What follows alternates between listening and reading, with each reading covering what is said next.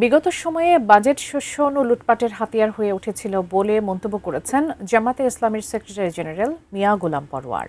বলেছেন, বাজেট কখনো জনগণের ভাগ্য পরিবর্তনের হাতিয়ার হয়ে ওঠেনি।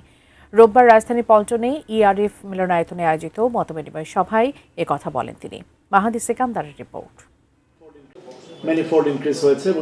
বাজেটে করমুক্ত আয়ের সীমা ৬ লাখ টাকা, সকল জাতীয় পরিচয়পত্রকে টিআইএন নম্বরে রূপান্তর করা সহ বেশ কিছু নীতি তুলে ধরে বাজেট ভাবনা তুলে ধরে জামায়াতে ইসলামী। ২৪ লাখ কোটি টাকার ঋণ এবং প্রায় ৬.৫ লাখ কোটি টাকার নন পারফর্মিং লোন, ১১টা ব্যাংক প্রায় নিঃস্ব। আকারে বড় হওয়াটাই কিন্তু বড় বিষয় নয়, জনগণের কল্যাণমূলক বিষয়গুলো কতটা নিশ্চিত হচ্ছে সেটা দেখার বিষয়।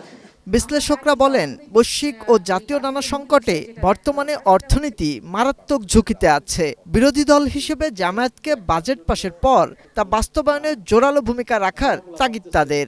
আপনারা আপনাদের ভূমিকার জায়গা থেকে ওই বাজেটকে বাস্তবায়নের জায়গাকেও আপনারা নিয়মিতভাবে দেখবেন। বাংলাদেশের ইতিহাসেই যখন হয়তো জামায়াতে ইসলামীও সংসদে ছিলেন, তখনও খুব এফেক্টিভভাবে বাজেট বাস্তবায়নে সংসদের ভূমিকা খুব জোরালো ছিল না।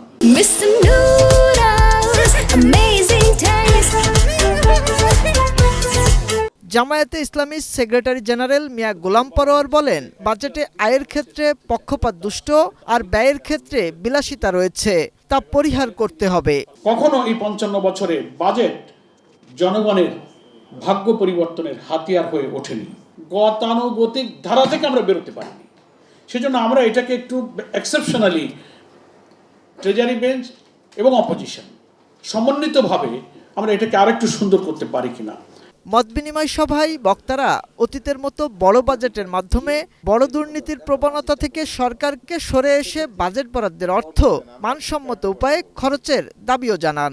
ওনারা ১,২০,০০০ কোটি টাকায় যেই বরাদ্দটা রেখেছেন, এটা মাত্র ৪০,০০০ কোটি টাকায় সম্ভব। মাহাদি সিকান্দার, এটিএন নিউজ, ঢাকা।